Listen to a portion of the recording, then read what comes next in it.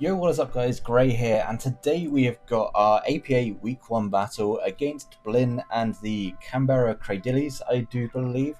And before we get into this, I really wanted to do a draft analysis video, but however, I got an update video coming up soon, probably the next video on the channel, because this one is already late. I don't want to get it any later than it already is, but there'll be a quick update after this video just to explain kind of everything, like where I've been and what's happening with uploads, all that sort of stuff.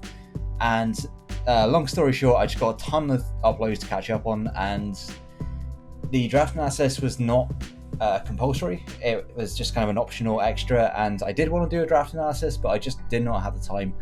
And so unfortunately we're not going to have one. However, I'm going to throw my team up on the screen somewhere. It should be up now as long as I remember in editing. And yeah, this is the team we've got. It's a really fun team, really looking forward to using it. But anyway, let's get on to this matchup. Week 1 I had a really tough matchup because Groudon just destroys everything. In APA this season they decided that you can have up to 2 Ubers, like it was all done by points, and you had 155 points I think it was, and you could pick up like 2 Ubers matching up to like 50 points or something like that.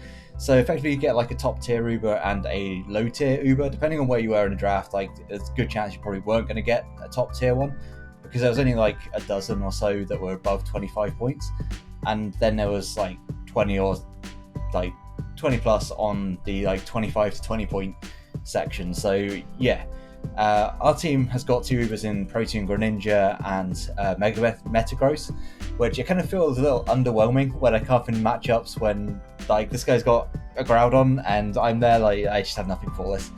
So half the team is kind of built around trying to stop us from losing to that Groudon. If it's Soul's Dance Rock Polish, something like that, then I don't think there's any way in which we can actually win unless we just kind of get lucky. I think that I know that's a really bad game plan, but it just kind of is how it is. And yeah, Groudon was a massive threat. Necrozma Dawnwings actually wasn't too bad. I learned in a mock that Moongeist Beam actually goes through Disguise, so I've got to, not have that happen because it will 100% OHKO my Mimikyu. But yeah, getting into my team, I should have put his team up, by the way, somewhere on the screen around now. Hopefully, again, in editing, I remember. But team we're bringing this week, because again, it's short on time, so no team builder. We've got Mega Metagross with Meteor Mash, Zen Headbutt, Toxic, and Substitute. It can set up a sub pretty easily on quite a few things that either want to switch out or on the low molar, because that thing is just really passive, cannot break a sub. I'm running enough defense investment as well to be able to live 2 Plasma Fists from, I want to say it was Adamant Zeraora, but it may have been Jolly. But it's kind of here as like a backup check to Zeraora should he bring it, but as you can see he did not. I 100% expected it to come along because it actually did really good against my team, especially like the 6 that I brought.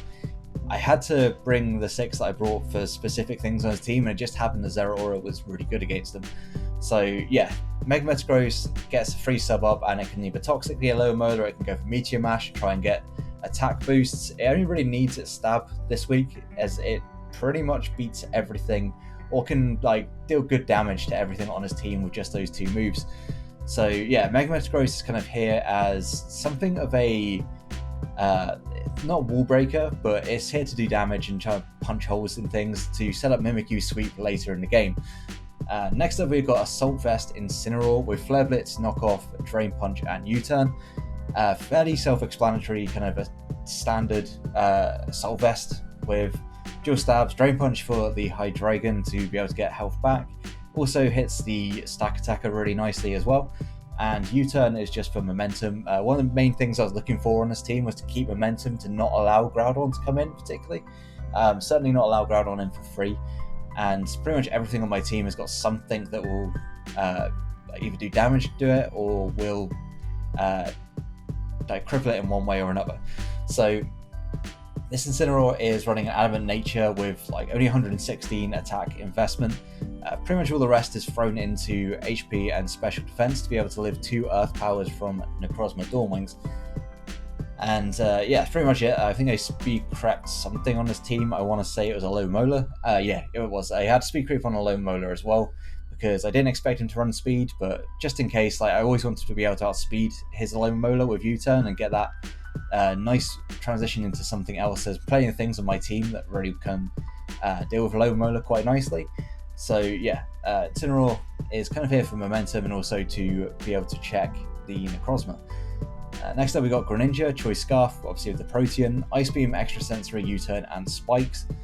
I only really needed like 2 moves this week, 3 moves if you want to include U-turn, because again I want to try and get in my threats whenever I can and also stop anything from being able to kind of set up for me. And Ice Beam hits like half his team for neutral or super effective damage. What it doesn't hit will be hit by Extra Sensory. I think he had Mega Venusaur that I really needed to be able to make sure I could break. And also with the Psychic typing, it was kind of difficult for him to be able to take me down in one hit. So other than that, I got U-turn for the I'm getting a word. U-turn is just there for U-turn, and Spikes, again, I didn't really need another move, so I decided to just run Spikes, and if I can get the ground typing on certain things on his team, then that's quite nice. And Spikes really like cripple his team. It's between Stealth Rock and Spike. Sorry, I didn't have Stealth Rock this week, so I wanted to make sure I had some kind of hazards, and I decided to bring Spikes. Hits most, if not everything, on his team, depending on whether he brought Hydreigon or not. And yeah, really nice at kind of chipping down Groudon. If it comes in, it will do some damage to Alolan Molar. If I can Toxic it as well, then Alolan Molar is kind of struggling to be able to switch in and out effectively. Next up we got Tornadus Therian with a Charty Berry, Air Slash, Grass Knot, U-turn and Defog. Again, U-turn for the initiative. Air Slash is there to hit pretty much it hits quite a lot of his team for neutral damage, and also hits the Mega Venusaur and Ribombee for super effective damage, which is really nice because I didn't have a whole lot for those two on this team. But Torn is just like a safe switch into both of those two.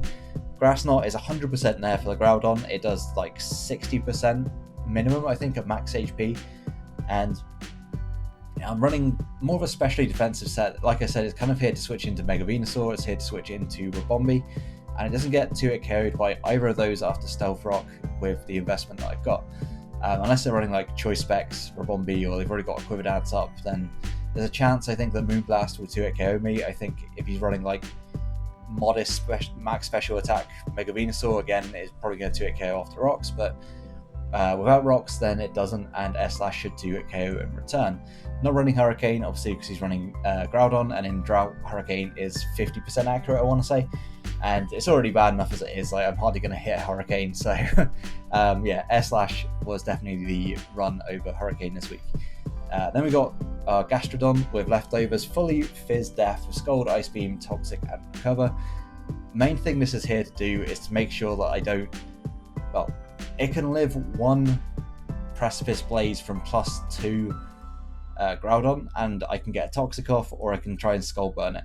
Depending on how I want to play it, like either of those could be good. If he's at like +4, I don't think I live a Precipice Blaze, but I do think I live an Earthquake, and I'm 100% expecting him to run like ground coverage, maybe fire coverage, definitely rock coverage for my Tornadus, because he needs that.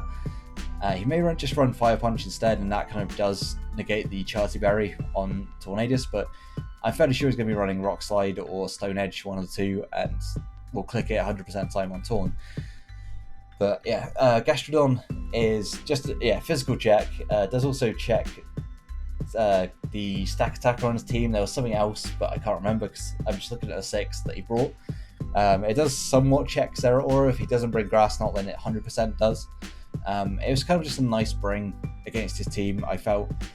Toxic is certainly going to be handy as long as I hit it, and knowing me, I'm just not going to hit any of them. So Ice Beam hits the Hydreigon for super effective damage, and it does neutral damage to the Mega Venusaur. But every time Mega Venusaur comes in, I get my Torn in, and I can defog freely on that. I can Air Slash or do whatever. So I'm not too worried the fact that Gastrodon is completely checked by Mega Venusaur on this match, because I have a very good check to it in return. Last up we have got Mimikyu with the Ghostium Z, and of course it's like the standard Swords Dance set with Shadow Sneak, Shadow Claw and Play Rough, and I decided to go with Ghostium Z this week because, again, I just wanted something to break through the Mega Venusaur and also the Alomomola.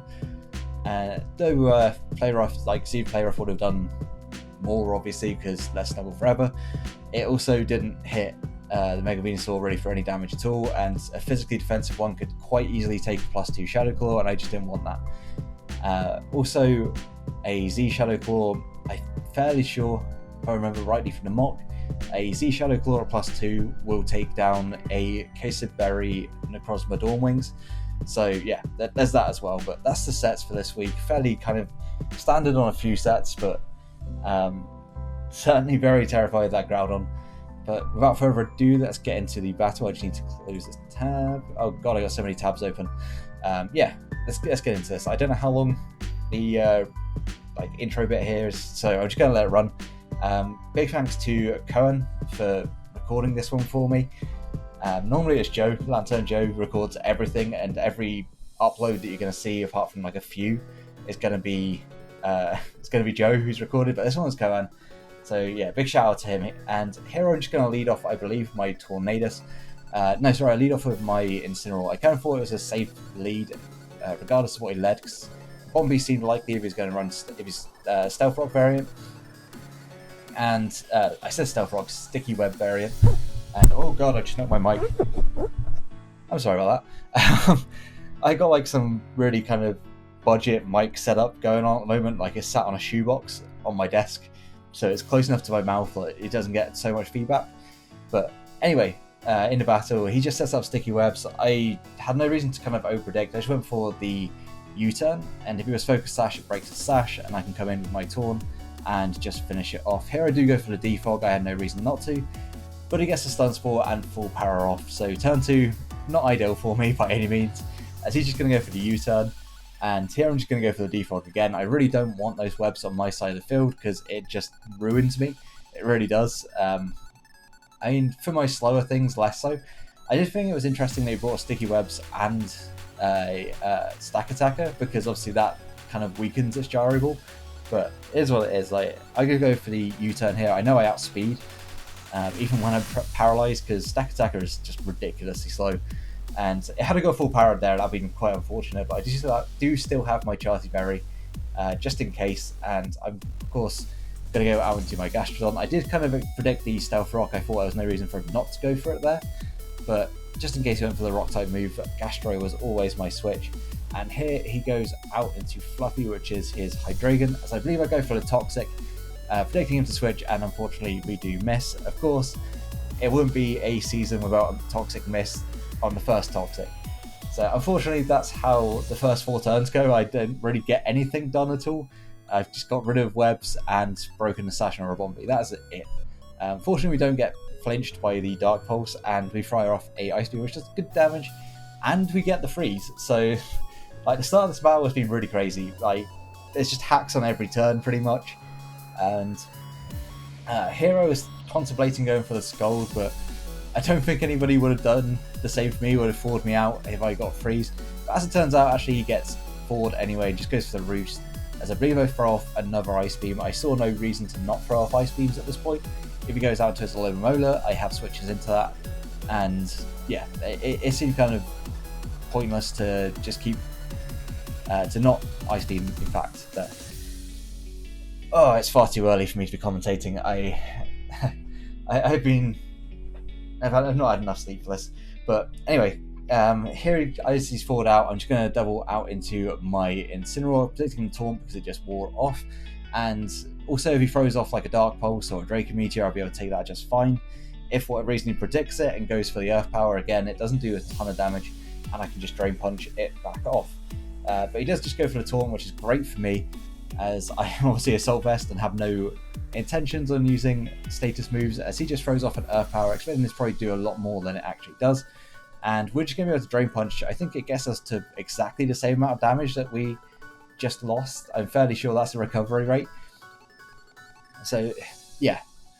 Drain Punch is really handy. It definitely worked in this matchup, because now Hydreigon, if it comes back in, or if he switches out here, then he is going to be really struggling. If he stays in, then he's going to he's going to be in a losing battle effectively. Like, eventually I'm just going to be able to Drain Punch myself back up to full health, But here I go for the knockoff, kind of predicting to switch out, and also thinking maybe I could just knock it off those leftovers on a roost, and then keep drain punching and wear him down even quicker.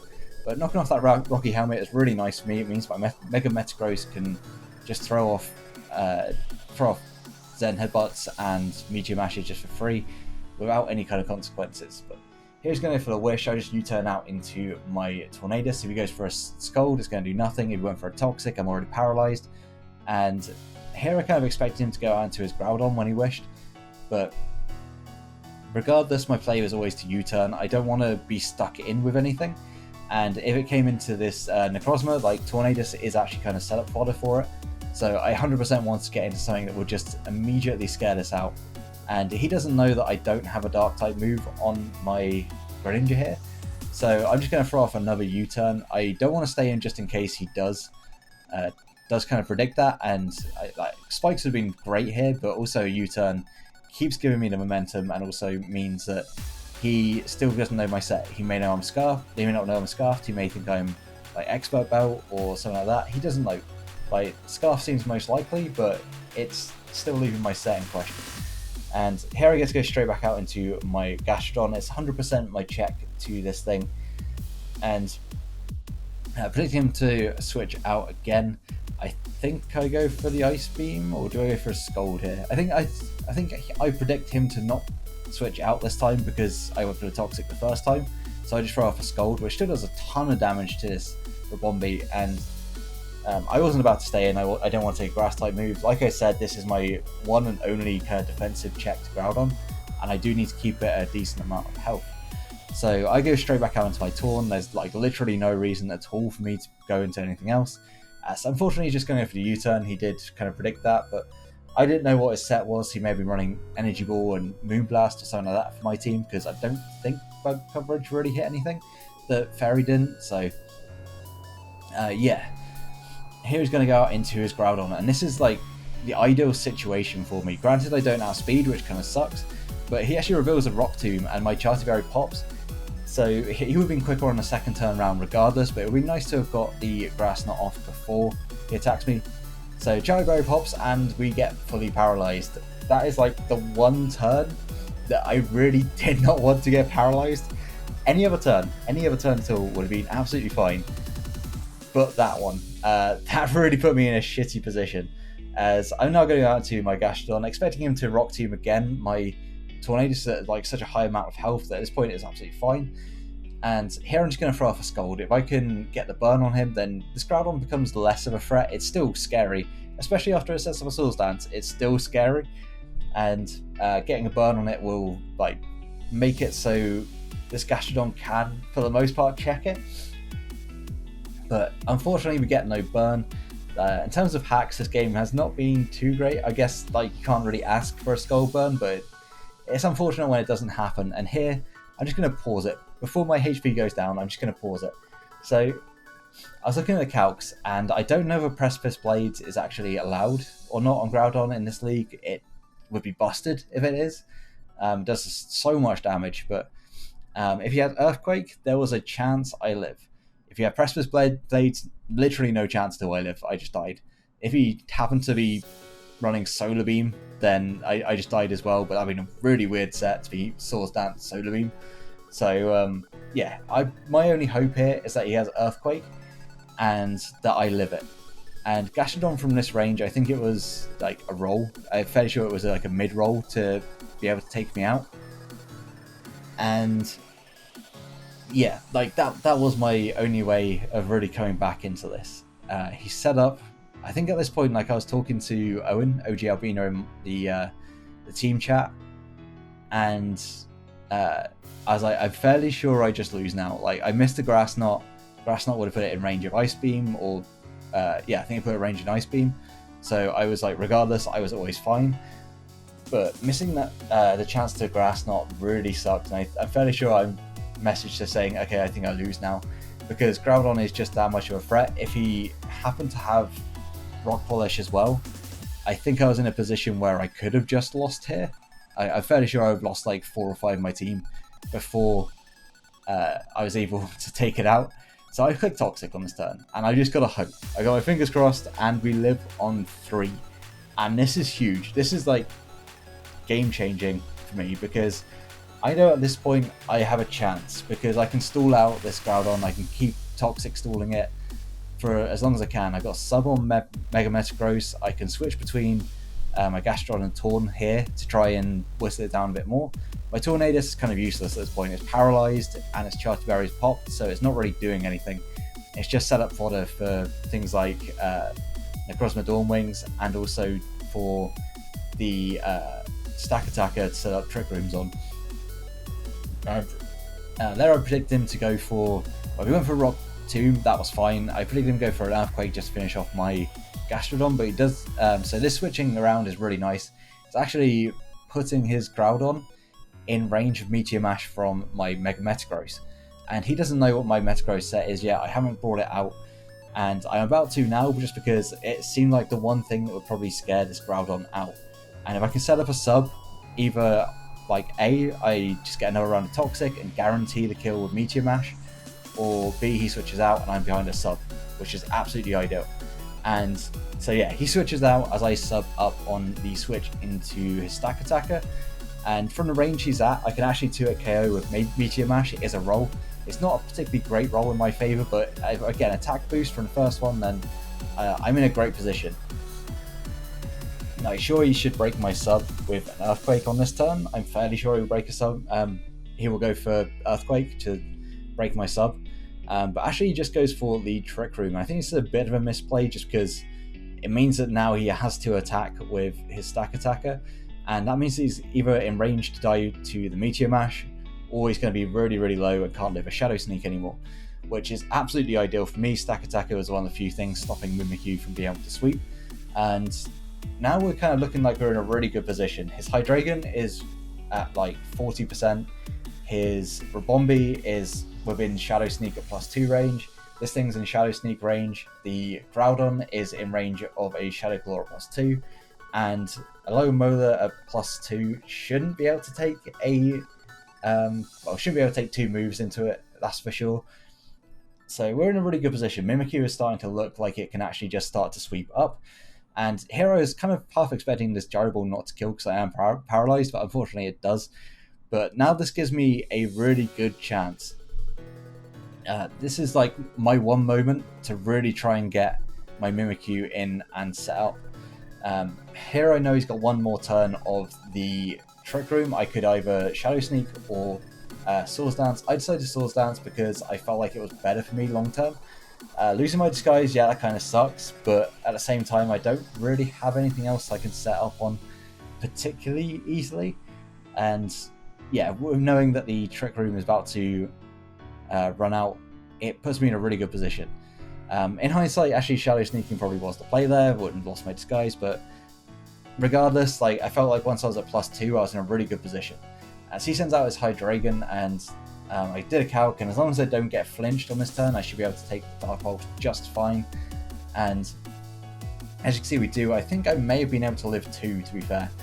And Play Rough is just going to take this thing out. So we're back to 4-4. We were 6-4 down and in a really bad position. Well, when we were at 6-6, I would say we're in a worse position, but we were at 6-4 and now we're at 4-4. And here is like a 50-50 play. I go for a Swords Dance on his low Molar, as he is going to go for either a Scald or a Toxic, in my opinion. And he actually misses the Toxic, and I don't think this matters too much, because I'm trying to work out the maths. I think I'm on about 50%, just under 50%. I'm probably on like 45. I think there's like, it wouldn't matter how many turns, because I've got the second Swords Dance up now. There's nothing on his team that will be able to take more than one hit from me. So regardless, I think Mimikyu is in a position where it can just sweep. And the Toxic, it may have lowered differential by 1, potentially, but I don't think it mattered that much, as I'm just going to pop off my Z. The reason I went for a Swords Dance there is because I did a calc on defensive Alola Molar, considering he's at like pretty much full health. There was no way for me to be able to take it out with just a +2 Never-Ending Nightmare, and I didn't want to potentially get burnt at +2, because that meant I couldn't take anything else out on his team. If I got to +4 and got burnt, I'm in a better position. I'll go for like another one and get myself to +3 and then kill it with the Never-Ending Nightmare. But yeah, now we're in a position where it's pretty much just game. Mimikyu can just sweep up. I have the Shadow Sneak. I'm assuming he went out into his Trabombi here, hoping that I didn't, but of course, like, I needed that priority this week, 100%, just in case he got a Rock Polish off with his Necrozma, and obviously a Rock Polish off with this, I can just get some damage off on them. And at this point, Mimikyu is faster than everything else, and will be able to one-shot everything else. Shadow Claw doesn't miss. So we're going to be taking out that Groudon. Groudon that gave me so many headaches in prep. It's been an absolute nightmare to try and face as well. Like, it got pretty much set up to where it needed to be. I just happened to live that one hit. If Gastrodon didn't live that hit, I think I straight up lost this game. Like, it's as simple as that. And yeah, Mimikyu, by the way, is going to get all 6 kills. He's just going to set up and just win. But good game to Blin. That one was definitely like a 50-50 sort of game. I think it was like, if his Groudon, if I hadn't got that Toxic up on his Groudon, I think the Groudon was gonna get a couple of kills at the very least. Like, it would have killed my Greninja as I went for an Ice Beam, and then I probably would come in with my Mega Metagross and finished it off. I don't think Ice Beam from Choice Scarf Greninja did enough, depending on its investment. I kind of expected him to be slightly bulkier because of my speed tiers. Looking below Groudon, base 90, there wasn't really anything that his Groudon had to fear, I didn't feel, so I felt like he was probably going to go for like a bulkier set, but I don't think he did. I think he went for like jolly max, or near enough max speed, and max attack, so yeah.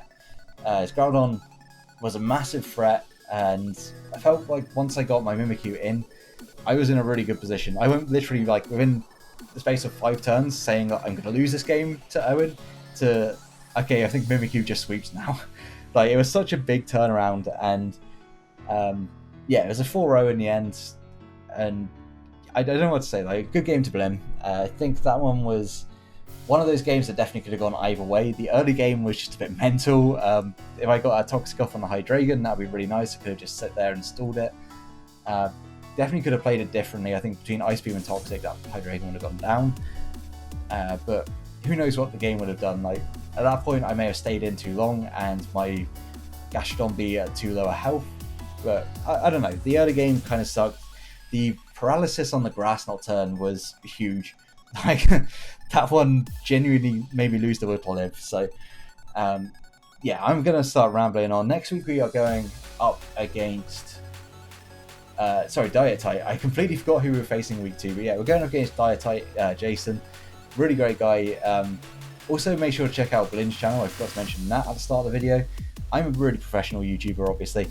Haven't done this for a while. It's been like a good couple of months since I've made a video. So, yeah, if you did like the video and you're excited for the APA Academy, our team, I feel, is just really nice, really kind of excited to use it. Lots of mons that I've wanted to use before but not been able to. So yeah, if you did like the video and you're excited for the league, make sure to leave a like down below and subscribe if you haven't already for more Draft League content. There will be other stuff coming up soon, but for now it's just pretty much going to be bombarding you with Draft League videos. So if that's your kind of thing, then make sure to subscribe so you don't miss out on any more, I don't know, average battling, I guess. But without further ado, have a great day, guys. Peace.